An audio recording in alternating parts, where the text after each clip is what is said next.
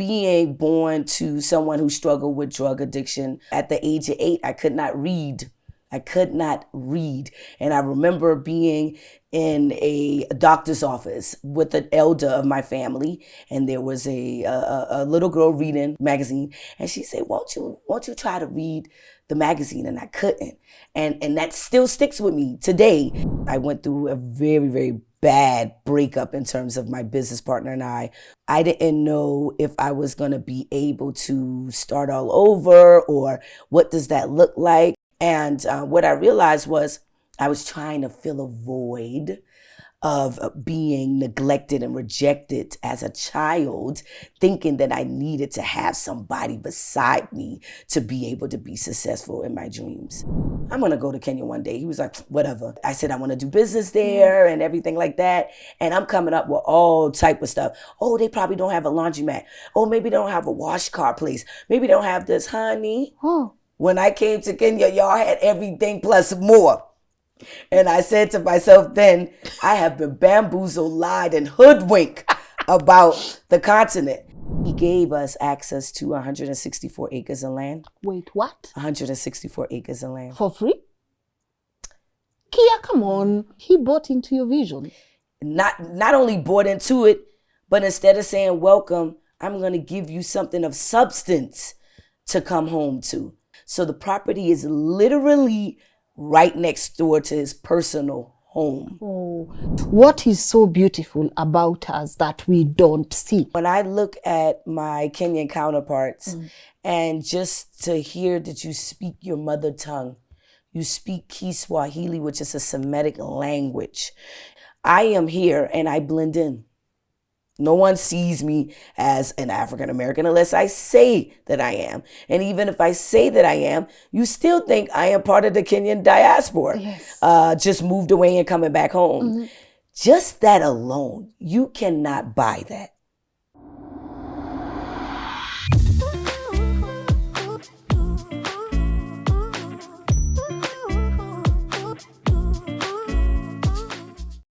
A very good morning to you and a warm welcome to LNS Rebuilding Series. My name is Lynn Ngugi. Guys, I'm so happy to get to host my guest today. She exudes beautiful energy, and I want to say thank you so much also to my incredible friend Sasha, who recommended her.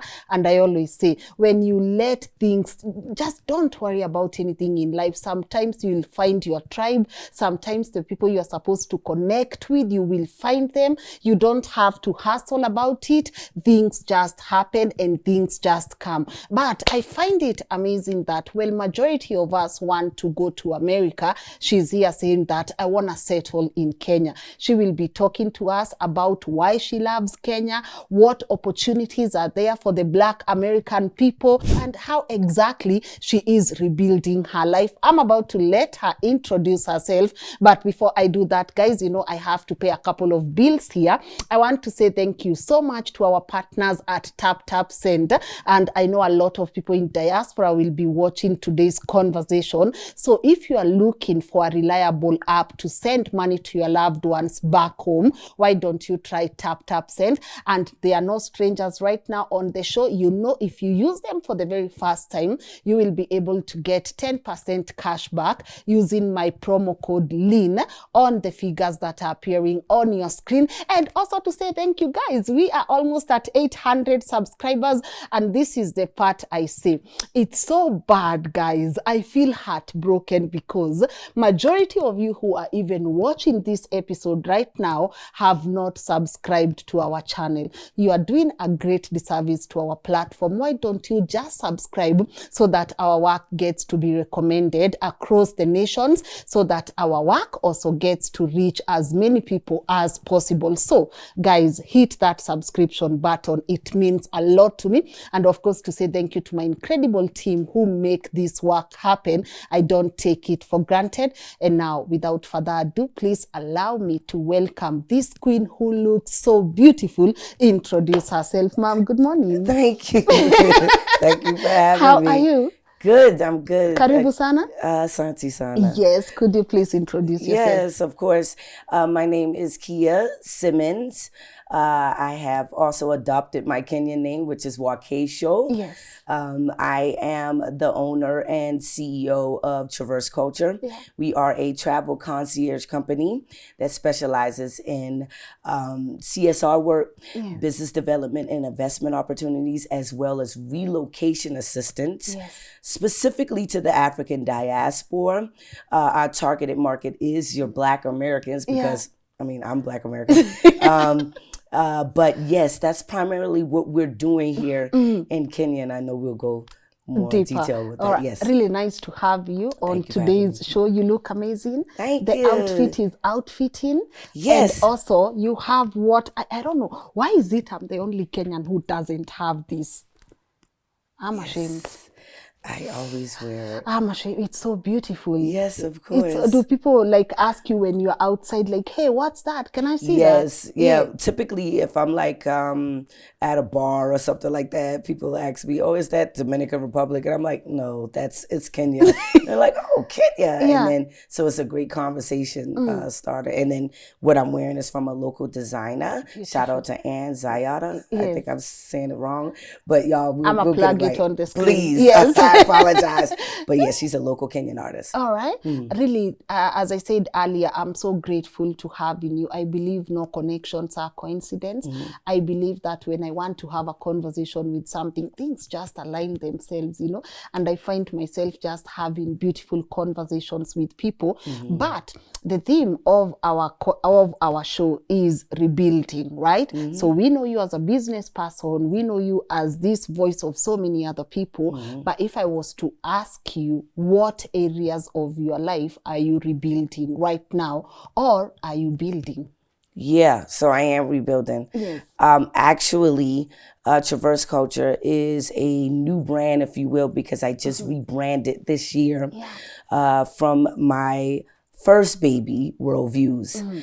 And so while the companies are similar, I went through a very rough partnership dissolvement of Worldviews. And this is actually the first time that I'm actually speaking about it on camera. But yes, I went through a very, very bad breakup in terms of my business partner and I under Worldviews. And I didn't know if I was going to be able to start all over or what does that look like. I mean, I had very bad anxiety behind it. I thought I was just going to lose everything. And I had a conversation with my aunt. And my lawyer had been telling me, just start all over. Just get another LLC. It's okay. You could just transfer it. You're the face of Worldviews. I mean, people are not doing business with you because of the name. They're doing business because of you. And I'm just like, no, I've done this. We've done this for how many years and this and that. What am I going to do? And my aunt said, listen, what if the blessing is in the new LLC? And when she said it to me, I had numerous people say that to me before, but I wasn't ready to receive it. And so when she said it, I said, so auntie, you mean to tell me I've been playing myself this whole time? She said, yes. Yes. And so immediately it resonated with me. And I said, okay, I'm going to do it. Later that night, I think I meditated. I got some confirmations around it. And that weekend, I went down to Florida and re-registered my company in the States and then started the process here in Kenya because we also have a local company, Traverse Culture Africa. And I was telling my good friend Wawero the process of how I came up with the name Traverse Culture. So I did a 3-day silent fast where I just wanted to listen and download information because everything can become very noisy when you're going through something, right? And so I said, well, you know, I'm going to take 3 days and I'm going to let the universe tell me what I need to do and what my new name is. Yes. And I thought about everything that I've done over the past 12 years in terms of travel, investment, meeting new people, and sharing stories with them. And there was one story that stuck out with me with an Estonian woman that I was speaking to in Estonia. And she was telling me about how they were oppressed for 400 years by the Soviet Union.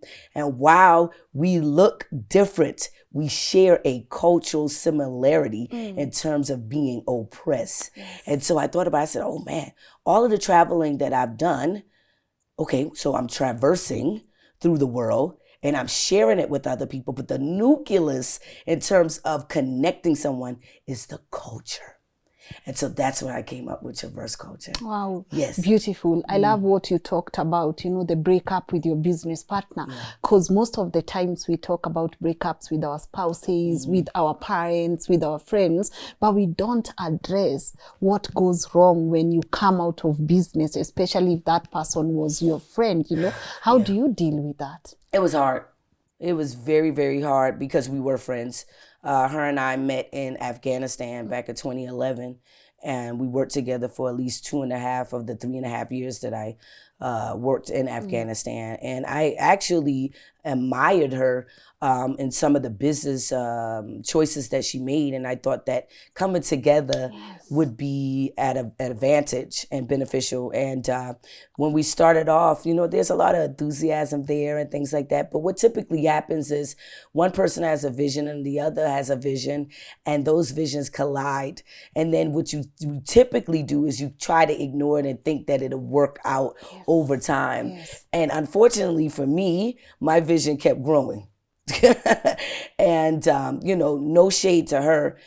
She wanted to stay in a certain place, which that's totally fine, but not conducive for the vision that I had overall. Yeah, and because I share a similar experience, I know what it means to go into business with friends and what it means to wake up one day and there's no one around, you know.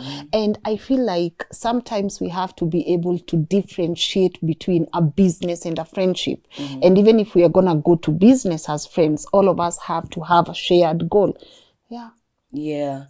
I think also it was a lesson. The bigger lesson was for me, for sure. Me too. Yes. And it was self-reflection. Yes. Because she was mirroring some of the things that I needed to correct about myself, learn about myself, put myself in an uncomfortable position to force myself to dig deeper, to heal. One of the things that I did realize with that partnership, and I had been in another partnership prior to that and it didn't go well. So I had to look at who is the common denominator, her or you? And the answer was me. And what I realized was I was trying to fill a void of being neglected and rejected as a child, thinking that I needed to have somebody beside me to be able to be successful in my dreams.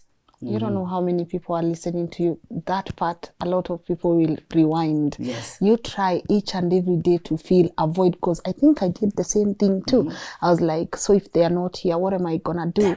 I don't want to be alone. I've been alone for so long. I can't be alone again, you know. So when you find a tribe that you think you belong, you're like, they feeling I'm feeling that void, you know.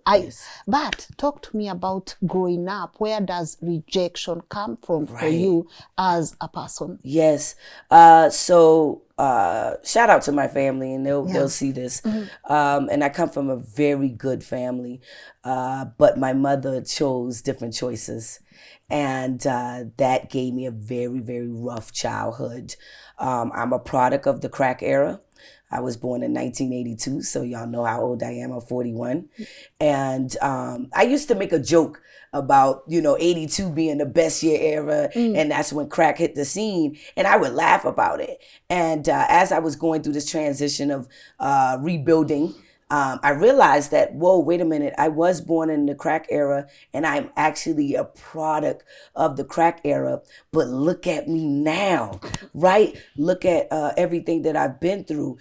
So being born to someone who struggled with drug addiction up until now, my entire 41 years that I've been on this planet, it was very rough. And I'm the only child. I'm the only child. I'm from Charleston, South Carolina. Shout out to Charleston, Chucktown. Grew up on James Island. Anybody that know Charleston, y'all know James Island, Gullah Geechee culture. All right.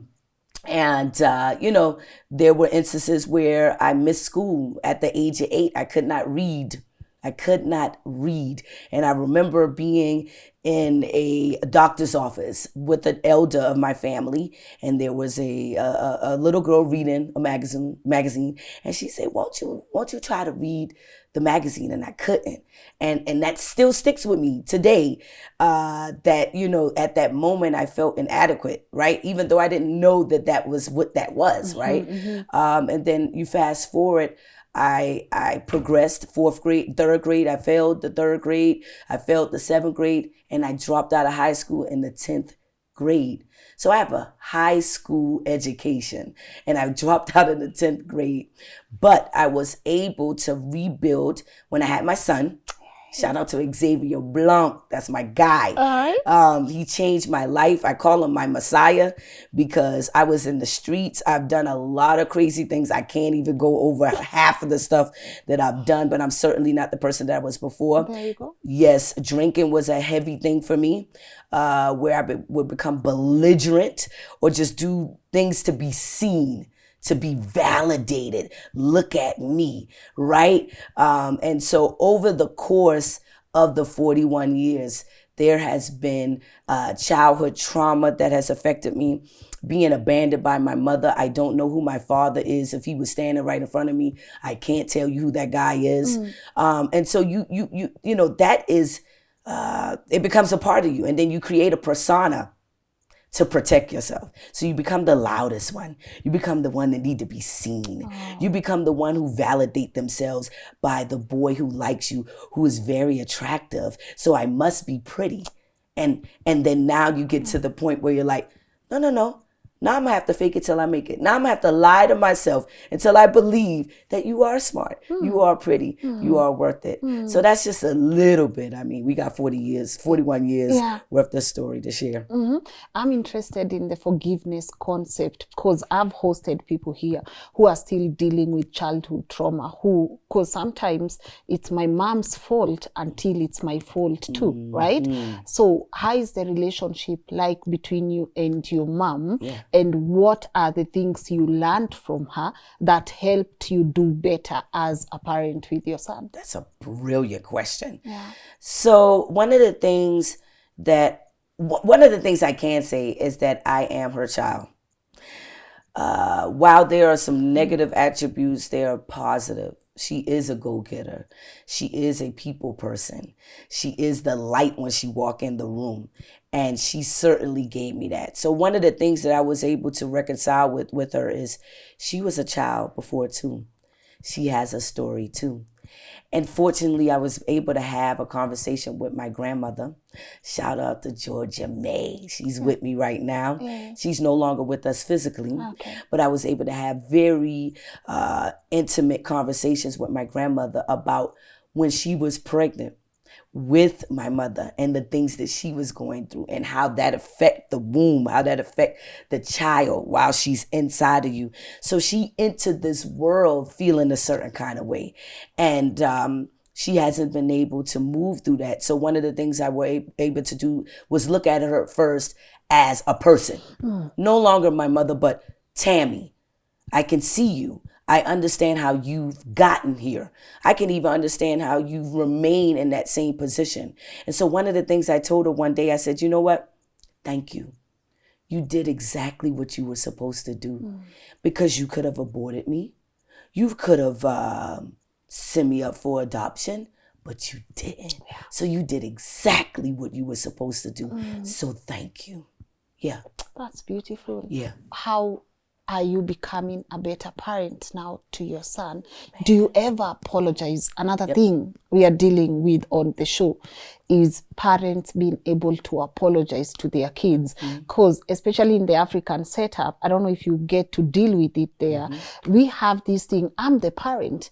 I gave birth to you. I hustled for you. I did everything for you in this life. You can't talk to me like that. You can't answer back. Do you ever apologize to your son? Absolutely. You really have some really good questions. I mean, thank you. Absolutely. When I had my son, one of the things that I wanted to do was not raise him the way that I was raised, right? I wanted to be able to acknowledge him being a person, even when he was a little boy. I'm like, you're your own individual. And then what typically happens in the black home, the mothers become the son's girlfriend. You see what I'm saying? And that's one thing that I absolutely not didn't want to do with Xavier. And so, I have had to make choices that took me away from my son. And I felt guilty for years until somebody made an analogy. It's like when you look at the lion's den, the lioness is out there going to get the food early in the morning. No one is judging the lioness. Yes. It's it's her instinct to do that because she's a mother. She's a leader. That is what you're doing for your son. And I'm like, oh, I didn't look at it that way. And me and my son had a very difficult conversation when he was about 12. We were in Trinidad and Tobago. Yeah. And he was upset with me that I broke my promise. And fast forward to earlier this year, I brought up that conversation with my son. He's now 17. And I said, Xavier, were you mad at me because I went back contracting? He said, Mama, no. He said, would you please stop thinking that you've affected my life negatively? I'm the person that I am because you've done what you've done. He said, I was upset with you because you broke some promises because you said you was going to buy me some candy and something like that, and you didn't. But in terms of you working and doing what you had to do to take care of me, he said, Mama, stop asking me if I've affected you, if you have affected my life negatively. You haven't. You've always been open with me. You've always been transparent with me, which I have. The way I'm talking to you is the way I talk to my son, probably a little more uncensored. But he was like, Mama, don't say that no more. You've done an excellent job. Wow. Yeah. Must have felt nice getting that affirmation. Yeah, I tried not from to you. cry, so I kept on a straight face. Yes. Yeah. And you're like, I get it. Yeah, I was Thank like, you. no, thank you, son. Thank you. But Yes. deep down, you wanna beg, you And know? he's seen me cry. I make sure that Yes. he saw every emotion with me. I'm not one of those mothers who try to hide everything, because you do your son, especially your son, a disservice. A son and mother relationship is very unique. You can mess him up for life, or you can pour into him where he becomes a strong male who will once become a husband and Yeah. yes, and a father. So he knows it's okay to be vulnerable. Absolutely. You don't hide that from No. him. Don't you think that makes you weak? No, Assassin? absolutely not. What That's does your that strength. make you? Strength. When a man can express his emotions in a safe place with a woman where he's not judged, that's strength. Good. That's strength. All right, let's go back a bit. You talked about the people-pleasing syndrome. I want to be the loudest. I want to be the most loved. I want to do right by everyone. How do you come out of that? Because I know it's something a lot of us struggle with. You don't know how to say no. Everything to you is yes, yes, yes, even when you want to say no. So how did you come out of that?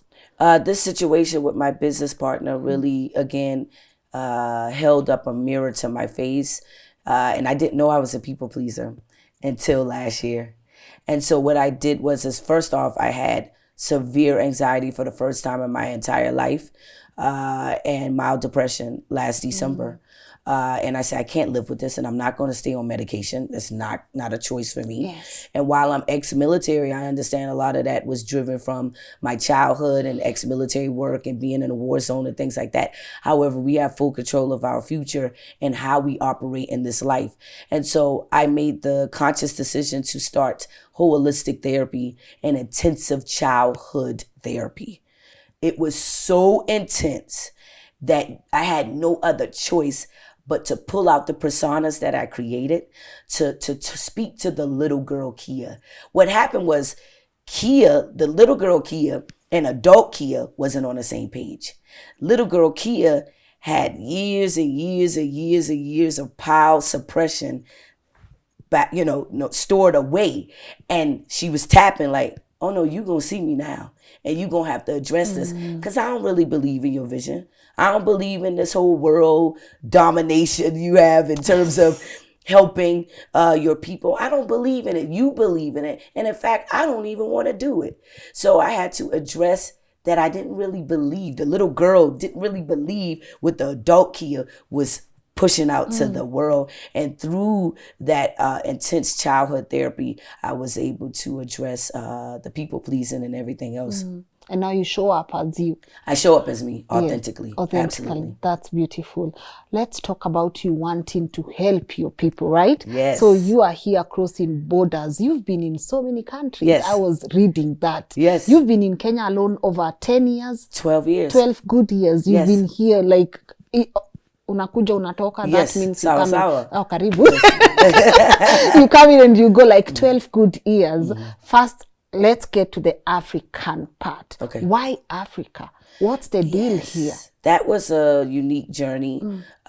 First off, I was joking with my friends last night that I didn't know where Kenya was at on the map. I couldn't tell you if East Africa, South Africa, I can tell you where. Yeah. I never had met a Kenyan a day of my life until I started working in Afghanistan. A Kenyan is the one that got me a promotion in Afghanistan. And his name is James Milwasi, my brother. Wow. And when I met him, I thought he was African American. But what happened is when he got to Afghanistan, he started being around us and picking up on our lingo and our style and things like that. While he was still authentically Kenyan, yes. He had picked up on some of the traits and things like that. Yeah. And I told him, I said, I'm going to go to Kenya one day. He was like, whatever. So the next week, I told him I bought a ticket. So when you going to put it in your R&R so we can go? He was like, really? Yeah. So I said, I want to do business there and everything like that. And I'm coming up with all type of stuff. Oh, they probably don't have a laundromat. Oh, maybe they don't have a wash car place. Maybe they don't have this, honey. When I came to Kenya, y'all had everything plus more. And I said to myself then, I have been bamboozled, lied, and hoodwinked about the continent, and more specifically Kenya. And so when we arrived here, I kissed the ground and I couldn't believe that I was in the motherland. And it means so much for us, the cousins of Africa, to be here. And it just, and the people of Kenya, I mean, it's, you all are the most nicest, the hospitality in the world. And I've been to 45 countries and I've lived in 7 of them. And Kenya is by far my favorite, by far. Yeah. You say you kissed the ground. I kissed the ground. You felt home. I felt home. That's nice. Yes. The way we take our country for granted. You shouldn't. We shouldn't. I still feel home. Yeah. In fact, I was teasing with my friends and I said, sometimes I forget I'm in Kenya until I see a goat or a cow walking down the street. I'm like, okay, I'm in Kenya. But for the most part, it's like being home. Yes. You know what I mean? Yes. I get that. But let's talk about you being an African American. America is where you're supposed to feel home. Correct. America is where you belong, right? Yeah. Quote unquote. Sure. America that's your home. Yes. Why would anyone want to leave such a place to come and build another life here in Kenya? Sure. I always say that you could be 2 things at the same time. Yeah. I can love the continent while still loving America because my ancestors have died on that land. We've built that country. Yeah. And so I do subscribe to certain elements of Black nationalists as well as Pan-Africanism from a very, very, neutral area, if you will. However, having love for both countries that we have contributed to is the way that I view what I do now and why I'm here on the continent. Yeah. Now, I do want to say that we are global. We're not limited to the continent. We've circumnavigated this globe thousands and thousands of years prior to the slave trade. So we're not just descendants of enslaved people. I give thanks and praise to our ancestors who were enslaved and died. However, we are more than that. And being here in the cradle of life tells that story. It tells the story that predates the trauma that we've been through. All right. Do Black people in America feel home there? Yes. There's a group, there is a love-hate relationship with America. We're like frenemies because America continues to acknowledge her wrongdoing.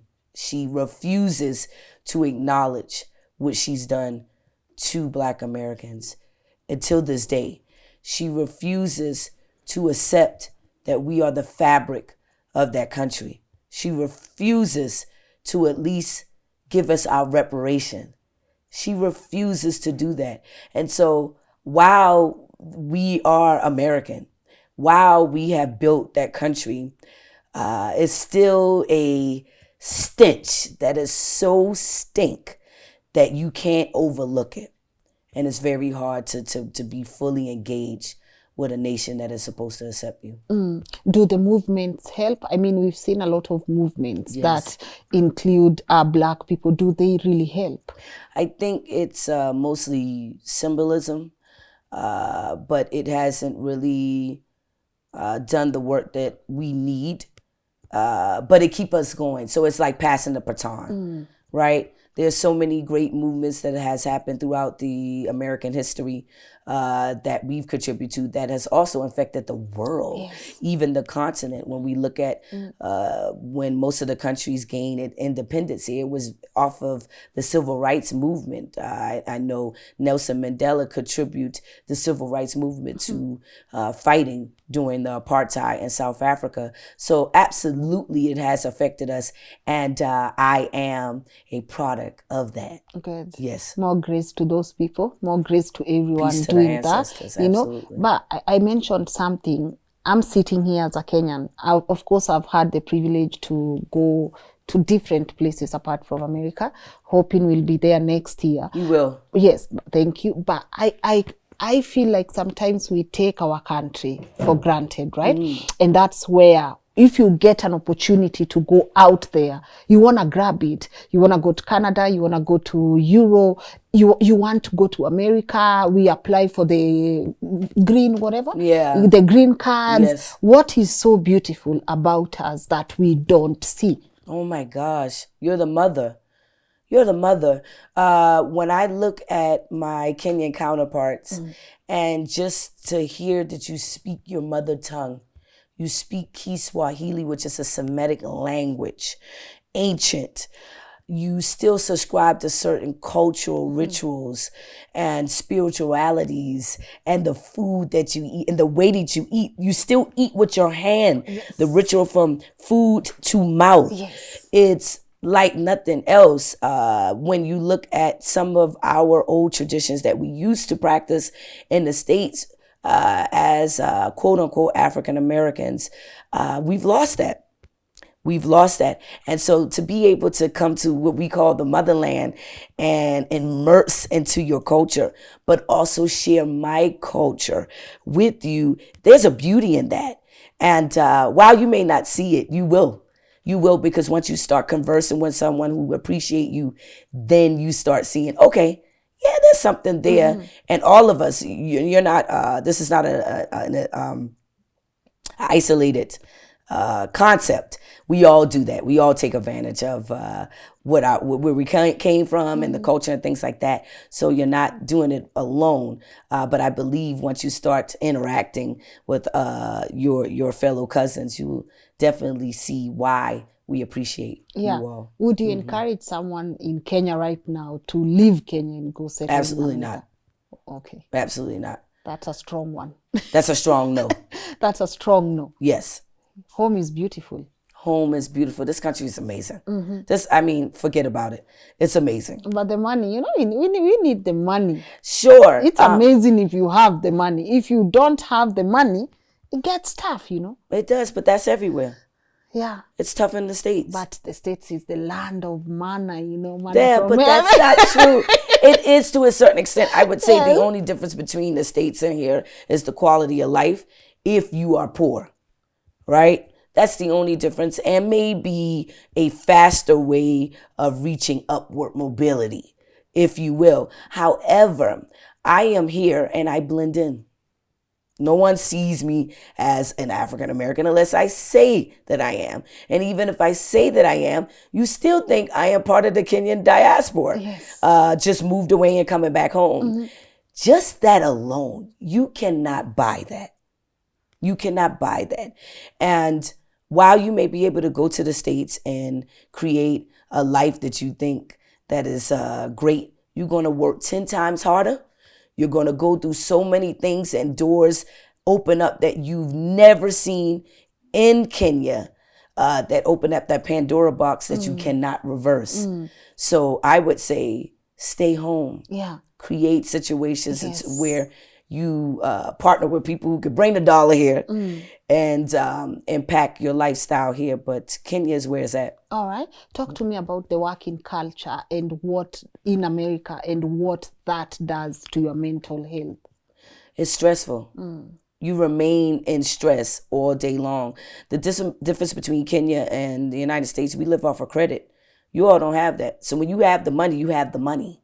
That's the difference. So the stress level is completely different because they create situations for you to create debt by building credit. And you don't realize that sometimes work against you. And now you're trying to pay off your credit so you can do A, B, and C. You don't have that worry here. You work, you get your money, you pay for it. It's yours.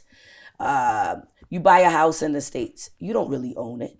You don't really own the land. You miss the taxes on it, the government take it away. Really? You don't pay your HOA, they can take it away.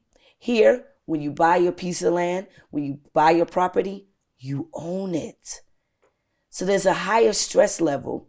There's a component where there is no true ownership in America, where you can have that here seamlessly.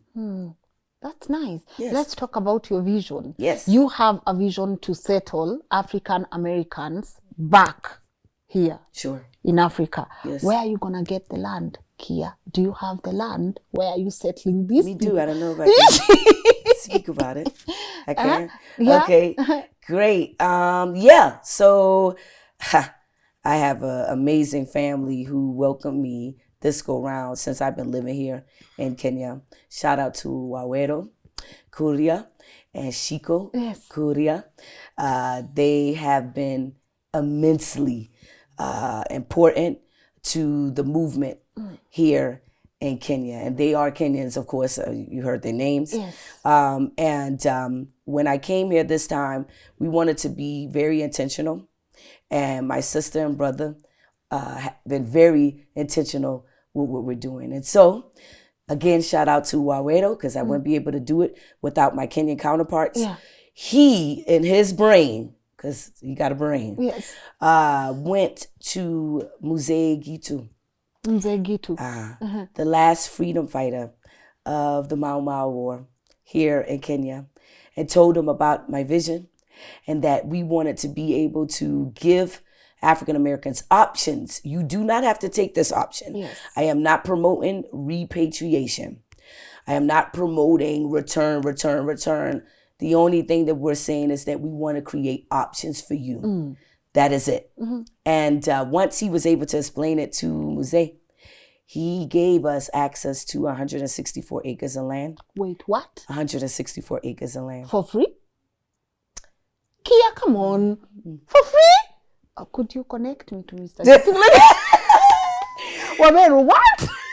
So, not necessarily for free, but not up front. Yes. You know, Hey. having the stress to purchase That's a this lot of land. property. Absolutely. And so what we are doing, and I'm super... Your secret is safe with me. Yeah, well, I've already said it. So what we are doing now is creating the first ever community in all of East Africa, where the African diaspora will live side by side our Kenyan counterparts in the Gitu Freedom Estate. That's so beautiful. Yes. More grace to him. Absolutely. More grace. Thank you. He bought into your vision. Not only bought into it, but instead of saying welcome, I'm going to give you something of substance to come home to. I'm not just talking to you. I believe in what I'm saying. So you're welcome, and I want you to be my neighbor. So the property is literally right next door to his personal home. Oh, knowing he's the last, of the Mau Mau freedom fighters and the connection with your ancestors, how did that make you feel? Oh my God, forget about it. I didn't even know what to say when Wawero told me about it. I was just like, what? And so when we went out there to meet Mzee, it was like, meeting a god. I was like, oh my gosh, you really want us to be your neighbor? He's like, yeah, we want you to be our neighbor. And what make it so significant is that he gave us access to 40 acres. And in the United States, when the enslaved Africans were freed in 1865, we were promised reparations from the United States that we would get 40 acres and a mule. We've never gotten the 40 acres and a mule. And so when he said precisely 40 acres, I thought about the land that has been promised to us in the United States. And now Kenya has given us our 40 acres and a mule. Wow, good job to you and your team. Absolutely. Congratulations. Yes. Well deserved, But it just makes me think how limited we are in our beliefs. You didn't know this would happen. No. Yet you kept, pushing forward. You had the faith, your intuition, your instincts were telling you, go, Kea, go. A door is gonna open. And I feel sometimes we just give up when it's almost time for the rewards to start coming in. Yes. Yeah, I didn't know that it was going to happen. I didn't know I was going to meet my family here who has added so much value to the mission. And it is the example of Traverse culture. It's the example of this initiative that we call the call to action and the journey back to Eden in terms of relationship building. In order for us to really cohesively come together, we have got to start romanticizing a relationship that we don't have with each other. But we also need to look at the picture on the brighter side. While we are your cousins, we have, and I give this to Arredo, he always says, we have 700 years of data in between us, which we can leverage. And that is what we want to do in terms of creating a relationship with our Kenyan counterparts. We are not here to take away. Let me be clear. We are not coming here to take away. We are here to add value. Simply that. And even the project that we are starting in Thika, it will impact the town because everything is going to be locally resourced. People are going to be employed locally. We also will be provided internet, certain other amenities that the community will have access to by us creating this estate. We'll also be doing eco-friendly farming. We were given 50 acres of farmland so that we can go back to traditional farming, impacting Kenya's big four in terms of food security. Wow, beautiful. How are people receiving this? The people you want to help come back, come and settle here. What's the reception like? And have you helped anyone settle in Kenya? Absolutely. No way. People are excited. There's a wave that's going on in the United States in terms of Black Americans or African Americans. Please, y'all, please don't come for me in the comment. I understand more science and everything. Please do not come for me in the comments. But there's a movement that's going on where a lot of us are ready to leave ASAPery, okay?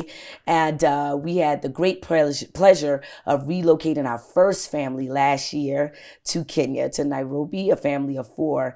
And they're still here living happily in Kenya. All right. Yes. Let's talk about the documents, the legal requirements. Yes. Because it's so hard for me to go to America. Man, I dread even going to the embassy. Because I'll meet either no, yes, whatever. What are the requirements for you as an American to come to Kenya? Yeah, so the first process is, of course, come on a tourist visa, which is $51.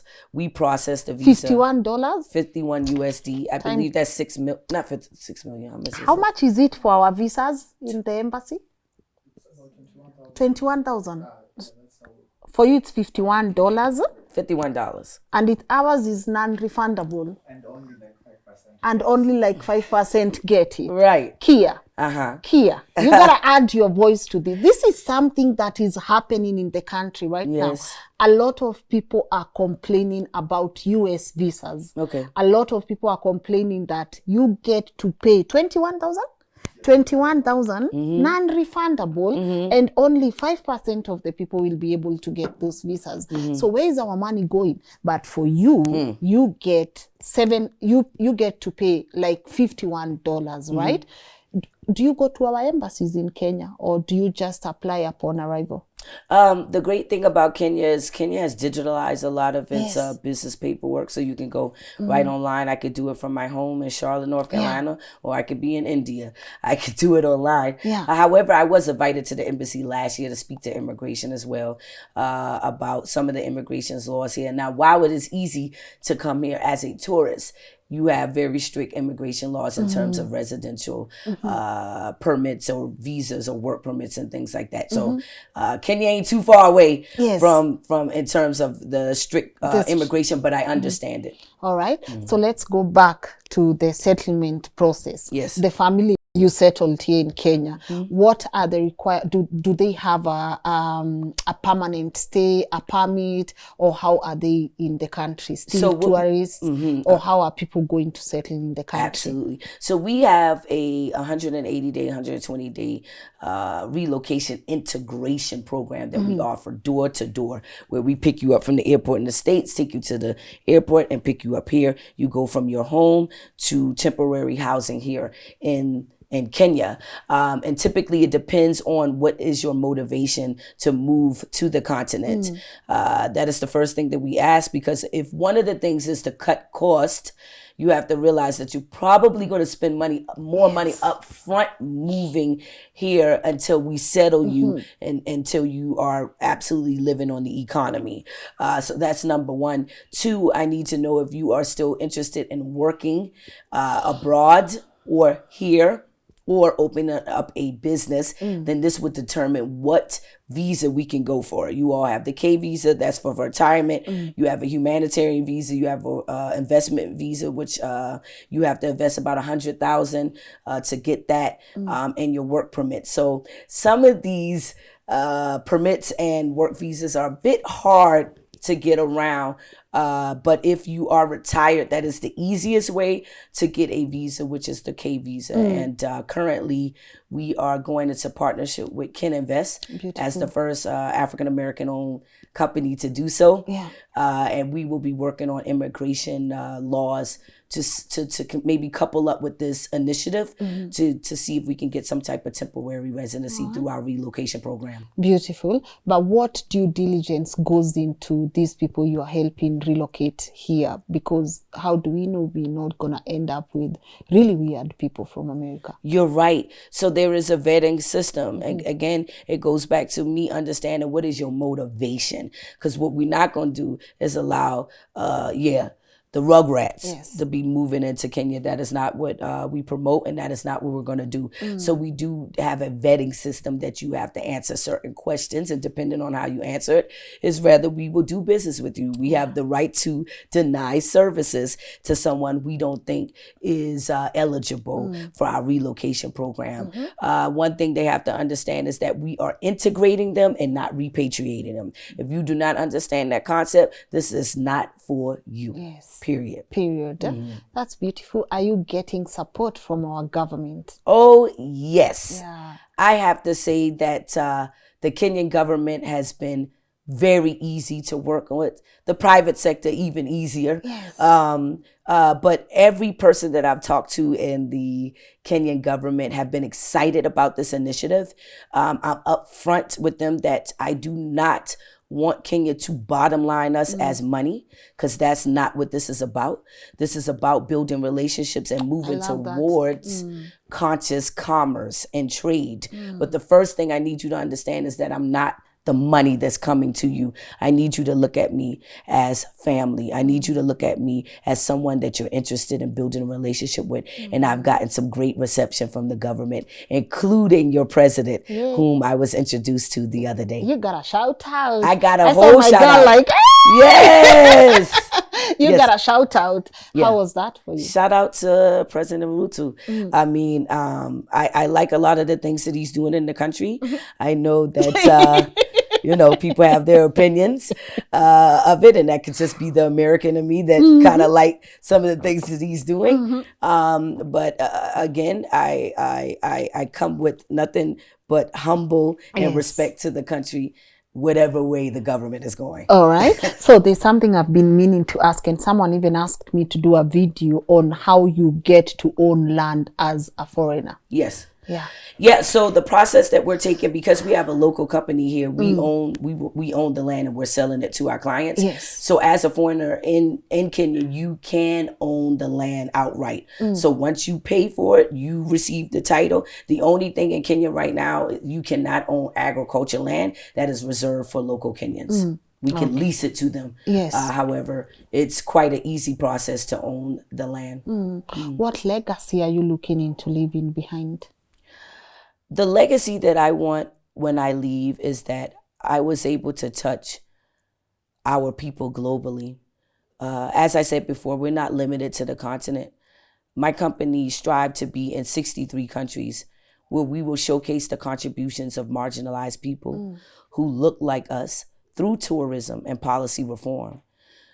Most of us don't have the opportunity to have that exposure in many countries where we have created the culture there. And so my legacy will outlive me. My brand will outgrow me. And I simply want people to know that I did my all to affect the lives and the empowerment of African people globally. All right. I love that. Quick fire. Best thing that has happened to you in Kenya. One. Just one. Meeting my family, Wawedo and Shiko. How did you guys meet? Online. I'm going to cry too. He reached out and he knew I was coming. Spiritually. And since then, they have been just my family. Transparent, honest, even when we bump heads, we able to walk through it together. Yes. So yeah. Because one of the major worries for people in diaspora is trust, credibility, getting conned, getting scammed. You are not scared of Waweru? No. Yeah. Because he's been transparent. Yes. They have been transparent with everything that has happened to them, their story, their life, everything. Yeah. And so dealing with somebody like that, it's hard not to trust them. And so no, I haven't had an issue, and they've given to me without asking of me of anything. Yes. They've just given. Yeah. So that's the best thing that's happened to me in Kenya thus far. I love that we can demystify that perception that Yes. Kenyans are cons, No. or you'll get conned, you'll get scammed. They're good people. They're excellent people. Excellent. Beautiful. Worst thing that has happened to you in Kenya? Hey, Nothing. really? Even tax? No. All right. I mean, I have the dollar, so it don't matter. Oh, man. Where?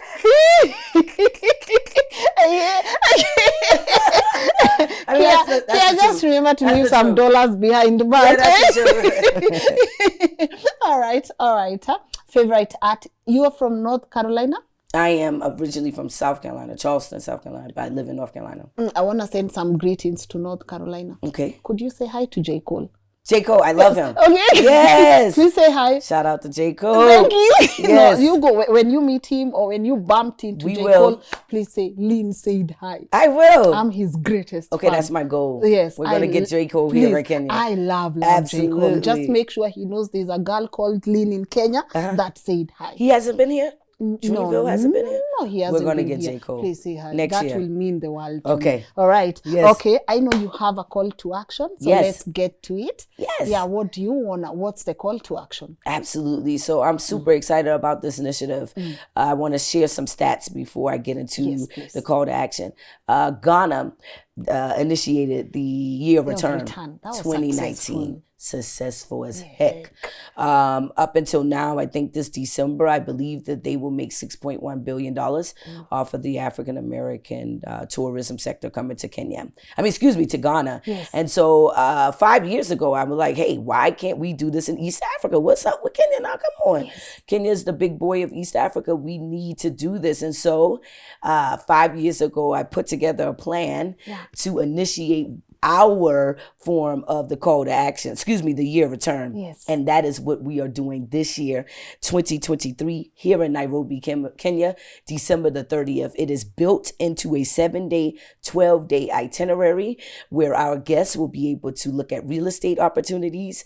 Our guests will be able to build relationships with our Kenyan counterparts through cultural exchange ceremony, through food, through dance. We're also going to immerse them into CSR work here in Kenya, as well as give them a signature Traverse culture naming ceremony with the Nubian tribe of Kibra. Shout out to the Nubian Beautiful people. Absolutely. And this is our initiative to say that we need to come to Kenya next year, 2024, 2025, for the journey back to Eden, where we project to have at least 5,000 Africans of the diaspora right here in Nairobi, Kenya. That's so beautiful. Yes. I want to document that. You will be I want there. to showcase that. I want people to get to experience that. That's beautiful. Yes. Congratulations. Thank you. All right. Congratulations to you.